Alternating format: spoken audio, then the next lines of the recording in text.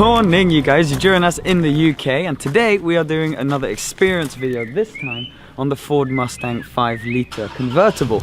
These cars are absolutely stunning. They've only been available to the UK market and Europe for not that long, so it's fun to be able to look around it and see what is now on the cards, because going to America, I've always seen a bunch of these cars driving around, and now they're actually available here. So this is the 5-litre V8 version of the car. We'll walk you through all of the performance stats when we get to the engine later on, but this is about a £45,000 car. Now, with no options, base price, it's £43,000. Now this one has £2,000 therefore worth of options. Two main options: the ruby red color, which is about £595, and then for about £1,700 we've got the custom pack, which gives you things like parking sensors and the rims that this car's got and a bunch of things. But what's really impressive is for the price, it actually comes with a lot of stock options. So if we walk around the car, obviously the paint is beautiful. There's a different grille with the V8. You've got these vertical struts here compared to the V6, because this car is also available in a cheaper V6 EcoBoost version.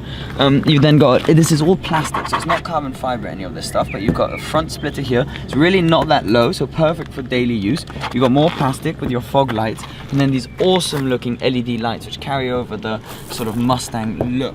On the V8, you've also got this awesome sort of double bubble design on the front hood, which is very cool. Now you get these rims around front, these 19-inch rims, which are absolutely stunning looking. In this car, I actually think they would look cooler in black with this spec, but anyways, you then get Brembo brakes as standard, the performance brakes, which you get when you get the 5-litre V8 version.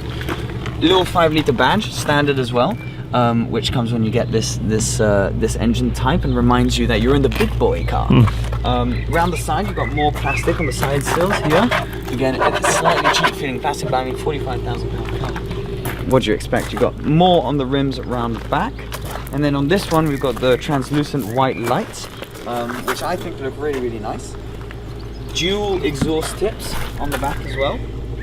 And this car sounds amazing. We'll show you that in a little bit. Now, to open the boot, it's on the key. You double press, so you have your unlock, lock, and then your boot button. So you double press that, and the boot opens. It's actually a really generously sized boot in this car. It's an American sized booty, but it is actually really, really good. And the good thing about this is when you put the roof down, which we'll show you afterwards. Yeah, down here you got your spare tire space and all of that.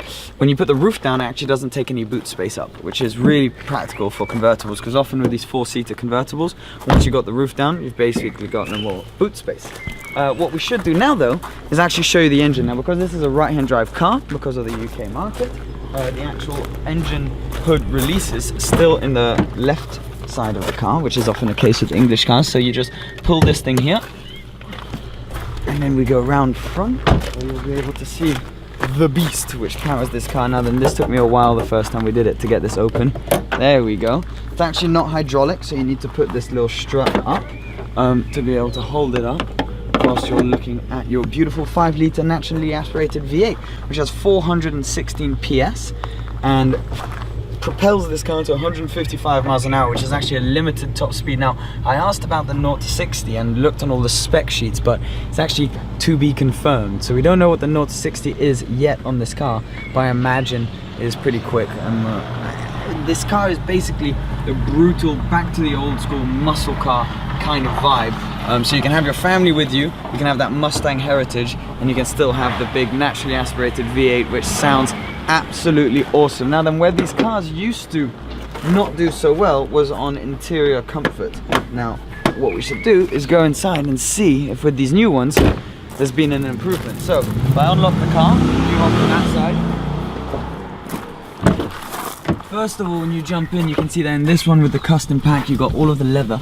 Really nice leather. I mean, it's slightly American feeling leather. It's not like what you get in a Porsche or in a Mercedes, but then those are in a different price range. So if we hop in, you're greeted with a sort of retro modern look. You've got the Mustang logo in the middle, leather steering wheel, which is actually very nice. Now, this particular car is an auto. You can also get it manual, and interestingly, the manual car is the only one which has launch control. So this car does not have launch control, but you do have different modes. You have wet, snow, normal, and you have sport and track. So you can go through all the different modes, which is very, very cool. Now let's walk you through the full instrument cluster area. So you've got here, you've got your revs, and actually you can decide on the different colors you want these to light up in. Oh, cheeky startup. So you can hear the V8, but yeah, those are the revs right there. And then you've got a little screen in the middle which will give you a bunch of information which you can flip through using the buttons on the steering wheel. So if I press OK, you can then get all your trip, computer information, your speed in a digital format, you can get your fuel history, you can get all sorts of different info on there, which is pretty interesting. And actually the buttons feel quite solid when you press them, in good quality. On the other side of the steering wheel, you've then got all of your music buttons. So you've got your volume, next track, all of that stuff. And this car has actually come with the optional shaker sound system with the custom pack, which sounds absolutely unbelievable.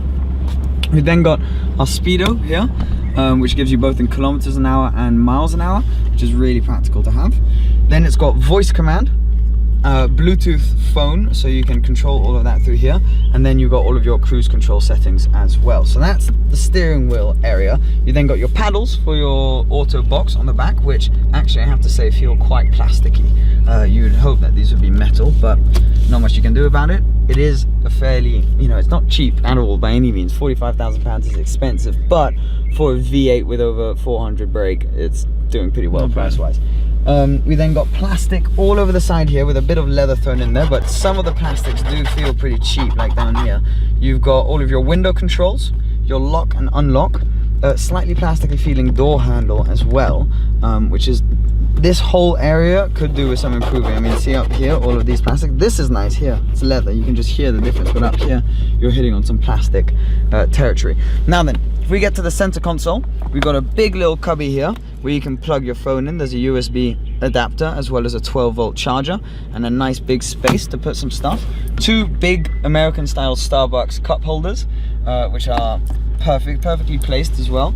The only problem is if you're changing gear, you might knock them over. You've then got your manual handbrake as well. It's not electric on this car. Your gear selector, where you can go obviously to sport mode as well for your gearbox. And then this is where stuff gets a bit interesting. You got down here these very cool fighter jet style buttons where you can flick through the different modes. So right now we'd be, for example, in normal mode, and it pops up here if you show in the little screen. Normal mode, sport plus, racetrack, and then you've got snow and wet. So we'll leave it in normal for now. But that's very cool and very, very easy to use, very easy to access. We then have a steering feel control button, again pops up here, so you get your different steering feel controls, which is very cool. So you can go from normal, sport, and then comfort as well. So comfort will be lighter, sport will be slightly more weighted, and normal will be a compromise between all of those. This is your traction off, which you just put up and hold up and your traction goes off. So traction back on. Your hazard lights, engine start stop, another 12-volt charger down there. All of your climate controls are here, and then up here you get all of your radio. So volume, you can flick through all the different radio stations, and this is the on-off sort of switch. This is also a tactile touch screen, which you can use for your sat nav and all of your different things. So climate, audio, and it's actually a really nice touch screen. It's very communicative and just really nice and very clear. Then got all of your little air vents here, which again go back to that retro look like in old Mustangs, which is also complemented here with your little plaque which says since 1964. Now then, the roof. How does the roof work? Well, it's automatic, but you do have to unlock it. So up here, you turn this, unlock the roof, and then you just press this button right here, and it actually all happens pretty quickly. All the windows go down and the roof goes down in really not much time at all. If you're looking at 4 Series convertibles and stuff, they take a lot more time. So that goes all the way down.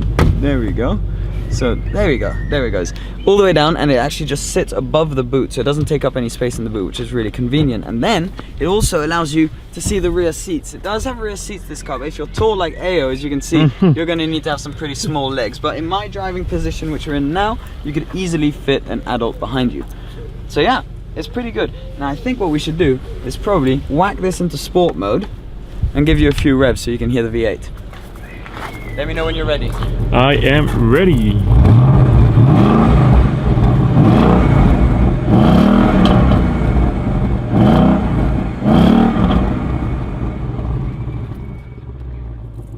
Sounds pretty good, right? Yeah. And you've got the little burbles when you lift off. You do, yeah. And you've just got that sort of American sound. So that's this car. Now, unfortunately, in these experience videos, we're not always going to be able to drive the car. So in this case, you have to be 28 years old to drive this on UK insurance. So I'm not going to be able to drive it. However, we're going to get a driver to take us out so we can at least experience it with you guys and see what it's all about. Now then, one other thing I think would be cool to do is there is a Shelby GT350 over there. So after hearing this car, maybe just quickly we can tease, because we're not allowed to take that car out because it's not street legal because of the tires, we can tease the sound of that compared to this. We've upgraded very briefly to the GT350 just so you guys can hear it. So I'm just going to switch it on and give it a few revs and you guys can compare what you think between the 5 litre and this. Oh.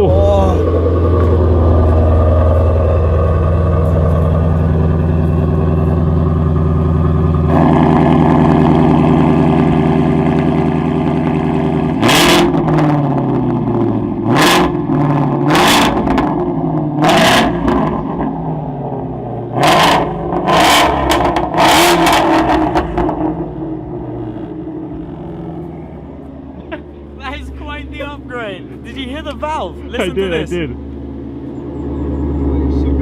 Yeah, that went off. Off, and then sounds good. Sounds like a Coca-Cola can. Yeah, and then it goes back on.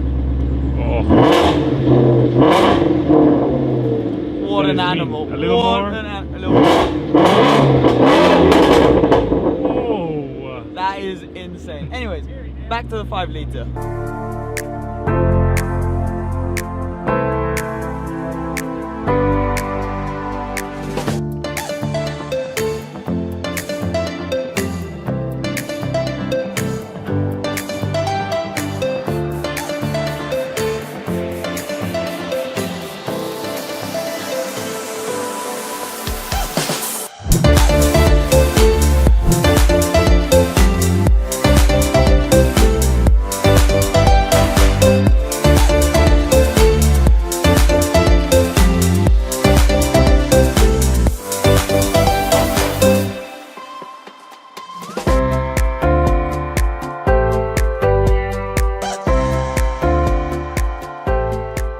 Join me now in the passenger seat of the 5 litre, driving along the road. Thanks for driving us.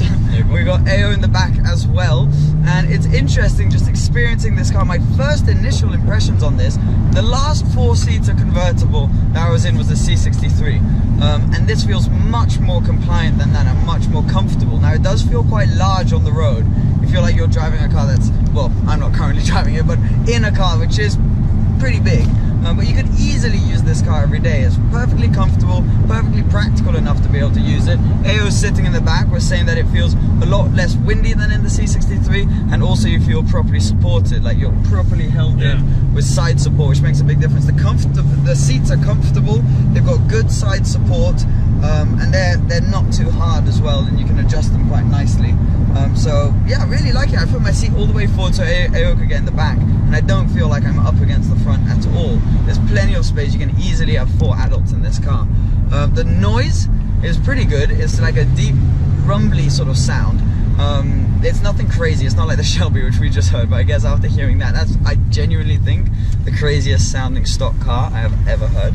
But obviously I can't tell you too much about the way this car feels, all the different steering modes and stuff like that, because I'm not driving it. But just from an experience of being inside of it, it does feel nice. I mean, obviously it being, for example, compared to the C63, which costs about double the money, you do feel that in terms of the materials used inside and a few things here and there, but it really does not feel like it would be half the money. It feels like, yeah, maybe the materials aren't quite as nice, but you've got the noise, which is very similar to that of the C63. You've got all the practicality, and you've got somewhat of a similar performance as well with the 416 PS this thing's putting out. So very impressive. Great to be able to finally experience one of these, because I've seen so many on the road, and I've wanted to sort of be able to experience them, and it's fascinating to be able to now see this American concept brought to the European market. And I'm sure it'll do well, because it's a winning recipe. It's accessible to more people than a lot of cars that use this recipe. So yeah, I think it's a brilliant car. I really enjoyed looking around it. I hope you've enjoyed the experience video, and we're going to finish it back at the hotel. Well, that's the Mustang 5-litre GT for you, convertible, auto. Unfortunately, couldn't drive it, as I said, but some of these experience videos, I just want to bring you guys along so you can experience them as I do by sitting in the passenger seat. Thank you so much for watching. We're going to be doing more of these in the very near future. Please remember to subscribe.